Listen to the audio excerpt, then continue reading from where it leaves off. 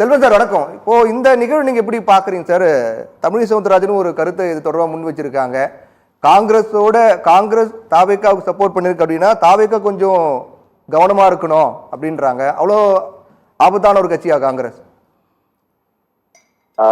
சத்தியம் தொலைக்காட்சி நிறுவனத்திற்கு நெறியாளர் சகோதரர் பிரவீன் அவர்களுக்கு, அதே போலவே என்னுடைய சக பங்கேற்பாளர்களுக்கு, தொழில்நுட்ப கலைஞர்களுக்கு வணக்கம். அரசியல்ல வந்து திமுக ஒன்னும் நாட்டாமை கிடையாது. திமுக 1967 இருந்து அவர்கள் சந்தித்த, இன்னும் சொல்ல போனா 67 கிடையாது, அவர்கள் சந்தித்த முதல் பொது தேர்தலில் இருந்து கூட்டணி இல்லாம தேர்தலில் போட்டியிட்டதே கிடையாது. இந்த தேர்தல் தோல்வி திமுக அரசின் மீது மக்களுக்கு இருந்த கடுமையான கோபம், கடந்த காலத்தில் திமுக ஆட்சி நடத்திய அத்துமீறல், அதிகார அத்துமீறல், அமைச்சர் பெருமக்கள் எல்லாம் நாட்டாமைகளாக மிட்டாம் ராசுகளாக அவங்க நடத்துற கொள்ளை ஊழல் பகல் கொள்ளை நடத்துறாங்க. அதுக்கு ஏற்பட்ட விளைவு அதை திமுக நண்பர்கள் ஒத்துக்கிடணும். உடனே வந்து நண்பர் பாக்கியராஜ் சொல்றாரு தோல்வி ஏற்பட்டவுடன் ஓடிவிட்டார்கள். அது திமுக ஓடலையா சார்? பாஜக இந்த மாதிரி தமிழ்நாட்டுல பெரிய தோல்வி சந்திச்சிருக்கு. அப்ப அதுக்கும் அதான் காரணம்ன்றீங்களா? பாஜக தமிழ்நாட்டு சட்டமன்ற தேர்தலில் ஒரு பெரிய தோல்வியை சந்திச்சிருக்காங்க, அதுக்கு அதான் காரணம்? நான் பாரதிய ஜனதா கிடையாது, நான் அண்ணாமலையோட ஆதரவாளர், திமுக எதிர்ப்பாளர். நீங்க என்ன பாரதிய ஜனதா கட்சி நினைச்சு பேச ஒரு கருத்தாக தான் நான் கேட்கிறேன். அதாவது பாரதிய ஜனதா கட்சி மிகப்பெரிய தவறு செய்தது. அண்ணாமலையை தமிழ்நாடு பாரதிய ஜனதா கட்சியில இருந்து நீக்கிறது மிகப்பெரிய தவறு. அதெல்லாம் ஒரு பக்கம். அப்ப எதிர்கட்சியா இருந்த அதிமுக நீ 3ஆம் இடம் தள்ளப்பட்டதுக்கு அதான் காரணம்ன்றீங்களா? கண்டிப்பா. நான் என்ன சொல்றேன்னு கேட்டீங்கன்னா, திமுக இன்றைக்கு மிகப்பெரிய அளவு பெரிய வேதனை அது இதெல்லாம் சொல்றீங்களா? நான் என்ன சொல்றேன், அன்றைக்கு காங்கிரஸ் கட்சி தேர்தலுக்கு முன்பே ஆட்சி அதிகாரத்துல பங்கு வேணும்னு கேட்டாங்க. மரியாதைக்குரிய அண்ணன் திருமாவளவன் அவர்கள் ஆட்சி அதிகாரத்துல பங்கு வேணும்னு கேட்டாங்க. ஆனா அவரே சொன்னாரு, அதுக்கு பிறகு அவரே சொன்னாரு அதுக்கான காலம் இப்போது கனியில, எங்களுடைய கோரிக்கை அது பல ஆண்டுகளாக இருக்கு, இப்போதைக்கான சூழல் அமையல அப்படின்னு அவரே சொன்னாரு. கொஞ்சம் அனுமதிங்க, நான் ஆன்லைன்ல பேசுறேன், அனுமதிங்க. அதாவது அண்ணன் திருமாவளவன் அவர்களை 8 சீட்டுக்கு இழுத்தடிச்சு அவமானப்படுத்தி ரொம்ப மிகப்பெரிய சங்கடங்களை, இன்னும் சொல்ல போனீங்கன்னா அந்த கட்சியில ஒரு பிளவு ஏற்படுத்துவதற்கு திமுக முயற்சி செய்து நான் மிகவும் நன்கு, அவங்களே அவ்வளவு வருத்தப்படல, அவங்க இழுத்தடிச்சாங்க, சங்கடப்படுத்தினாங்க அப்படின்னா. அதாவது காங்கிரஸ் கட்சியில கிரீஸ் சோடங்கர்ல இருந்து பிரவீன் சரவரத்துல இருந்து எல்லாருமே, ராகுல் காந்தி உள்ளிட்ட அனைவருமே திரு விஜய் அவர்களோட கூட்டணி சேரணும்னு நினைச்சாங்க. திமுக திரு பி சிதம்பரத்தை, திரு செல்வ பெருந்தகையை பயன்படுத்தி காங்கிரஸ் ஒருவேளை தேர்தலுக்கு முன்பு காங்கிரஸ் விஜயோடு சேர்ந்திருந்தா காங்கிரஸ் பிளவுபடுத்திருக்கும் திமுக. நான் கேட்கிறேன் சார், ஒரு தேர்தலுக்கு முன்னாடியே தாவேக்காவோட கூட்டணி அமைக்கும்னு விசிக காங்கிரஸ் எல்லாம் ட்ரை பண்ணாங்க. ஆனா திமுக தான் அதை வலுக்கட்டாயமாக தன்னுடைய பக்கம் இழுத்து வச்சுட்டாங்க நீங்க சொல்றீங்க அப்படின்னா, தேர்தலுக்கு பிறகு அதே பண்ணிருக்கலாமே திமுக? நான் ஒன்னே ஒண்ணு சொல்றேன் கேளுங்க. இப்ப கூட இன்னைக்கு திமுக விடுதலை சிறுத்தைகள் முன்னாள் சட்டமன்ற உறுப்பினர் பனையூர் பாபு திமுக சேர்த்தது என்ன நியாயம்?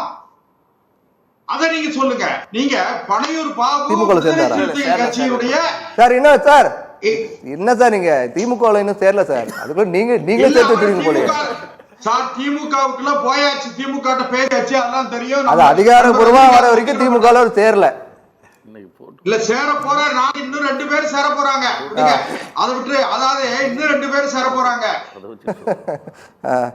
போகுது. அதுல அது பொறுத்து இருந்து பாருங்க. ஆனால் திரு விஜய் அவர்களுக்கு மக்கள் பீப்புள் மேண்டேட் யாருன்னா திரு விஜய்க்கு.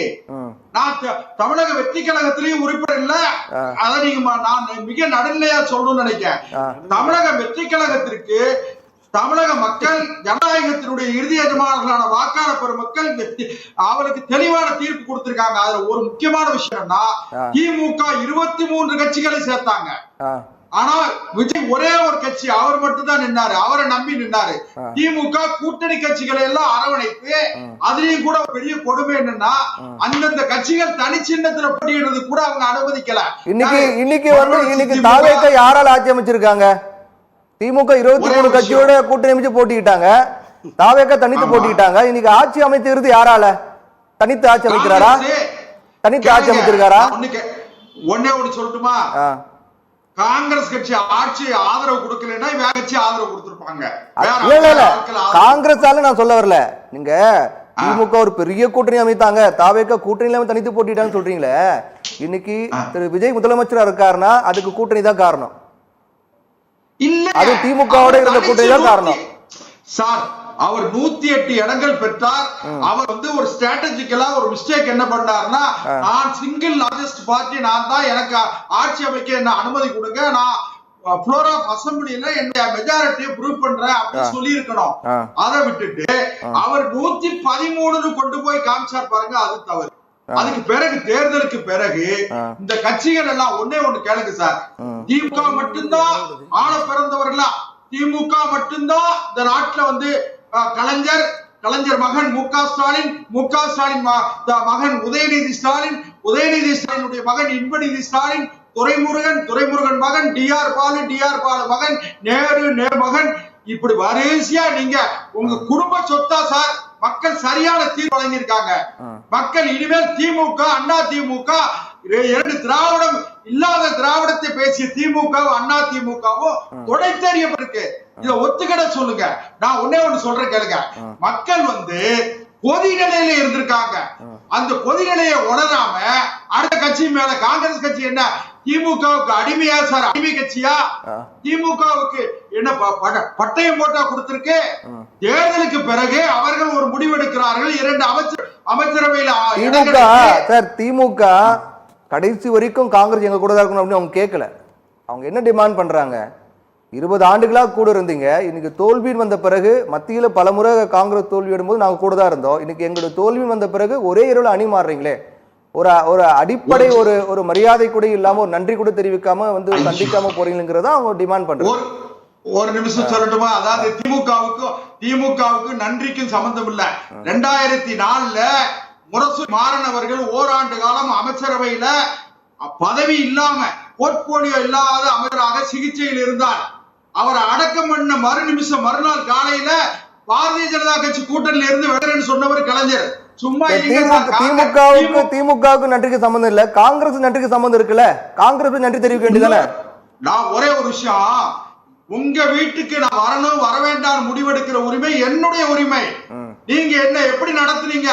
தேர்தலுக்கு முன்னால 28 சீட்டு கேட்டு எப்படி 28 சீட்டுக்கு காங்கிரஸ் எத்தனை முறை அலக்களிக்கப்பட்டது? திருமதி கனிமொழி அவர்கள் டெல்லிக்கு போய் ராகுல் காந்தியை சமாதானப்படுத்தி, சோனியா காந்தி அம்மாவை சமாதானப்படுத்தி, அங்க திமுக ஒரு காங்கிரஸ் கட்சி உருவாக்குச்சு. யார? பி. சிதம்பரம் செல்வ பெருந்தகை எல்லாம் பயன்படுத்தி காங்கிரஸை பிளவுபடுத்துவதற்கு திமுக தயாரான பிறகுதான் திமுகவுக்கும் நியாய தர்மத்துக்கு பற்றி பேசுறதுக்கு திமுகவுக்கு எந்தவித தகுதியும் திமுக தொடைத்தறியப்பட்டிருக்கிறது, இன்னும் தொடைத்தறியப்படும். இல்ல, இன்னைக்கு எதிர்க்கட்சியா இருக்காங்க, தொடைத்தறியப்படல, எதிர்க்கட்சியா இருக்காங்க. பாப்போம், தொடைத்தறியப்படும். நீங்க திமுக அனுதாபியா கூட இருந்துட்டு போங்க. திமுக போர்க்குணத்தை இழந்து விட்டது. கலைஞர் காலத்துல எப்படின்னு கேட்டீங்கன்னா தேர்தல் தோல்விகள் கடந்து வந்திருக்காங்க சார். நம்ம இதை வச்சு முடிவு பண்ண முடியாது, பார்க்கலாம். இருங்க, சரி, ஓகே, வெயிட் பண்ணுங்க. ஆளுமை வேற. சரி, பேசுவோம், பிரேக் பண்ணுவோம். போர்க்குணம் உள்ளவங்க திமுகல இல்ல, புரிஞ்சுக்கிடுங்க. சரி, பாப்போம். செல்வன் சார், இப்போ வரக்கூடிய காலகட்டம் இது எப்படி எதை நோக்கி போகும்?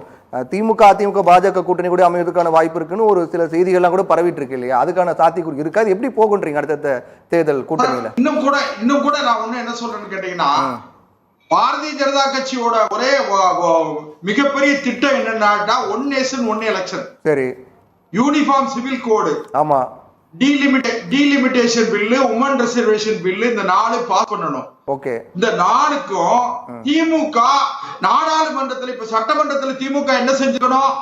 விஜய் எதுக்குன்னு சொன்னா எதிர்த்து ஓட்டு போட்டிருக்கணும். வெளிநடப்பு பண்ணது அது ஒரு நாடகம். அதே மாதிரி நாடாளுமன்றத்துல இந்த 4 பில்லு வரும்போது பாரதிய ஜனதா கட்சி அரசை எதிர்த்து வெளிநடப்பு பண்ணுவாங்க. யாரெல்லாம் மறைமுக சப்போர்ட்? நிச்சயமா சொல்றேன், திமுகவும் திரிணாமுல் காங்கிரஸும் வெளிநடப்பு பண்ணுவாங்க. அந்த பில்லு பாஸ் ஆகும். 2029ல ஒரு நாடாளுமன்ற தேர்தலோடு சட்டமன்றத்திற்கும் தேர்தல் வரும். ஒன் நேஷன் ஒன் எலெக்ஷனுக்கு. ஒன்னு. 2வது, இந்த தமிழக வெற்றி கழகத்துல ஒரு 3 எம்எல்ஏ ரிசைன் பண்ண உடனே சேர்த்தது தப்புன்னு சொல்றீங்களே.